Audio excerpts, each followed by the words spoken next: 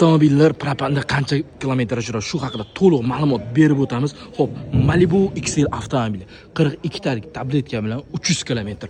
Hop, bu tomonda Damas avtomobili 40 talik propan bilan 400 kilometr. Cherry Arizo 6 Pro 500 kilometr. Ya'ni 65 talik bilan zapravkaga qarab ko'payib kamayishi mumkin. Damas avtomobili metanda o'rtacha 182 kilometr. Malibu Premier 2 turbo avtomobilimiz 65 talik bilan bu ham 500 kilometr yurishi mumkin. Hop, Kia Sonet avtomobilimizga keladigan bo'lsak, bu ham 500 kilometr bezmuammo yurib beradi. Chunki bu juda ham ekonomishni, benzinda o'zini xarajati 6dan 7 tagacha qilishi mumkin.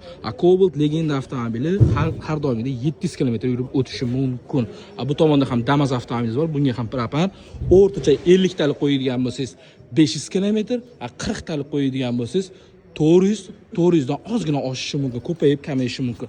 Kimgadir avtomobillarda pravega qiziq bo'lsa, biz sizga mana shu video davomida obuna bo'lgan bo'lsangiz, hammasini batafsil ma'lumotda yoritib boramiz.